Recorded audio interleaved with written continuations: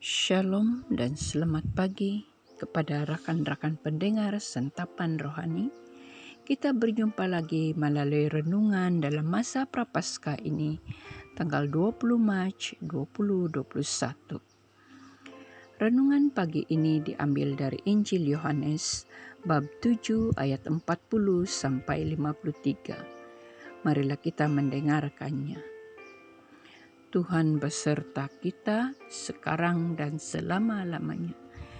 Inilah Injil Yesus Kristus menurut Santo Yohanes. Dimuliakanlah Tuhan.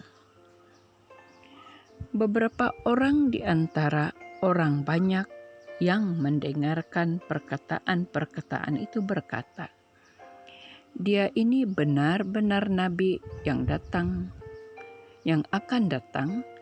Yang lain berkata, "Ia ini Mesias." Tetapi yang lain lagi berkata, "Bukan, Mesias tidak datang dari Galilea." Karena kitab suci mengatakan bahwa Mesias berasal dari keturunan Daud dan dari kampung Betlehem, tempat Daud dahulu tinggal. Maka timbullah pertentangan di antara orang banyak karena dia. Beberapa orang di antara mereka mau menangkap dia, tetapi tidak ada seorang pun yang berani menyentuhnya.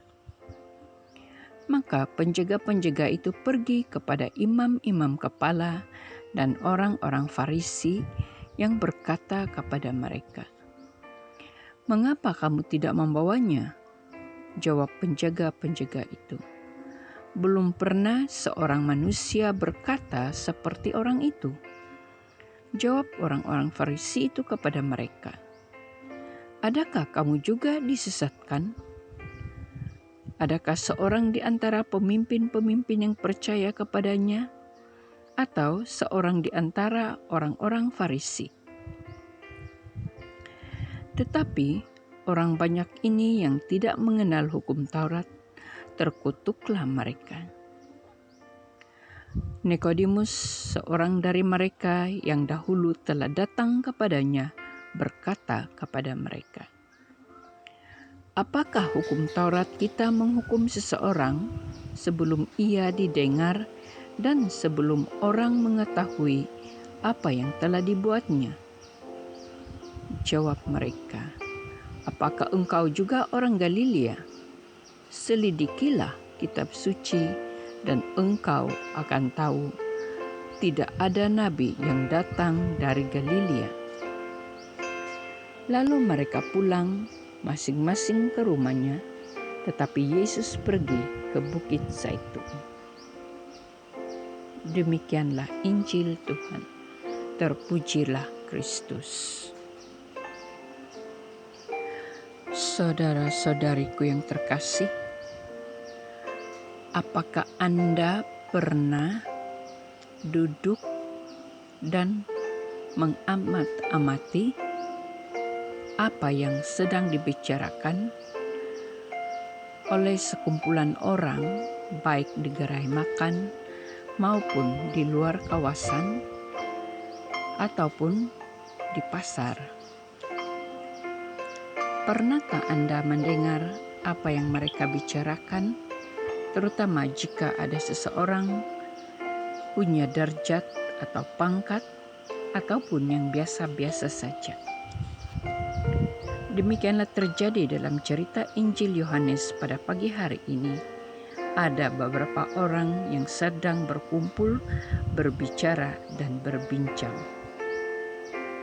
Nah, ada yang berpihak pada Yesus, ada pula yang menentang dia. Dan jelas sekali, kelompok orang yang selalu menentang adalah orang-orang Farisi dan ahli-ahli Taurat. Orang-orang ini sok tahu dan sok pintar, tetapi tidak memiliki buah-buah Injili, yaitu buah cinta kasih. Kalau ada orang yang lebih baik daripada Yesus, maka orang-orang Farisi dan ahli Tauratlah orang pertama menentang dia. Apa yang mereka belajar dari hukum Musa? bagaimana mereka mempraktikkan firman Allah. Apakah ada hukum cinta kasih atau di sebaliknya? Karena itulah timbul pertentangan di antara orang banyak seperti terdapat dalam ayat 43. Mereka berusaha menjatuhkan Yesus, bahkan mau menangkap Dia supaya dapat diadili. Rekan-rekanku yang terkasih, janganlah ada sikap Farisi dan ahli-ahli Taurat dalam gereja kita. Setiap orang itu unik, punya kebolehan, potensi, dan kemampuan tersendiri karena diberi Tuhan secara cuma-cuma. Jangan jadi batu sandungan dalam pelayanan yang kita jalani atau dipercayakan kepada kita.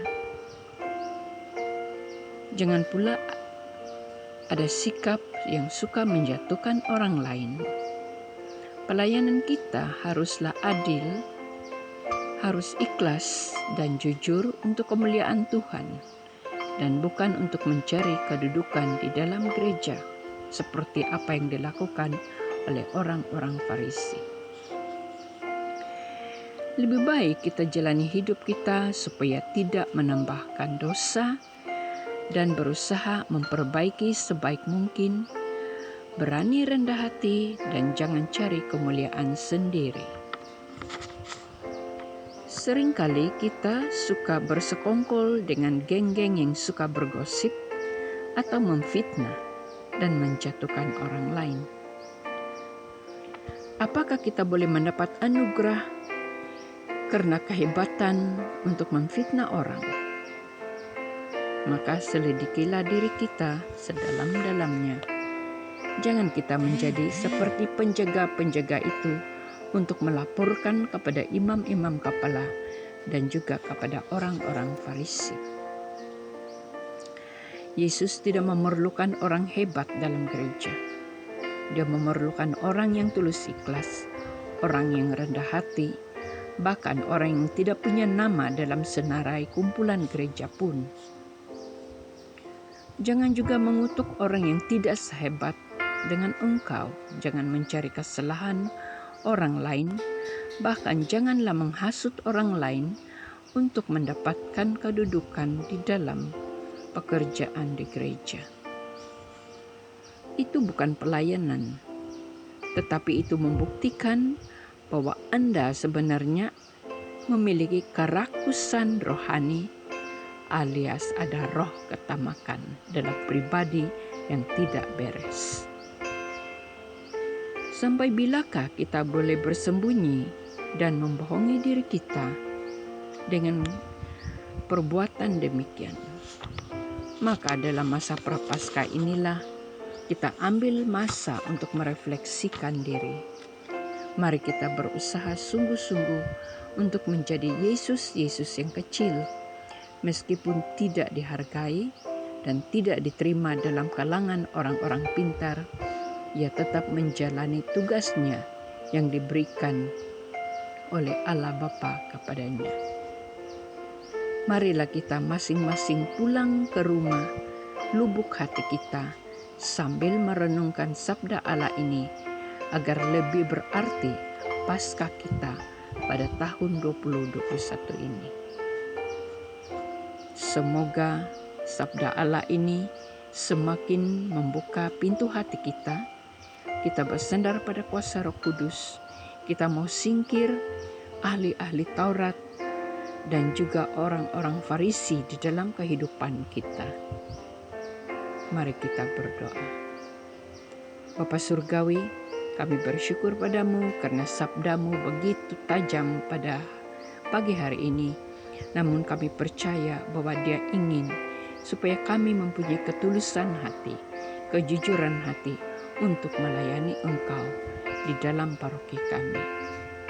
Bukalah pintu hati kami selebar-lebarnya, usirlah segala kegelapan, usirlah segala roh kesombongan, segala keangkuhan yang ada dalam diri kami, yang selama ini kami tidak tahu. Kami mohon agar Engkau juga memberikan kami rahmat, supaya kami berani datang kepada Engkau menjadi alat-Mu yang ampuh. Demi Kristus Tuhan dan Pengantara kami. Amin.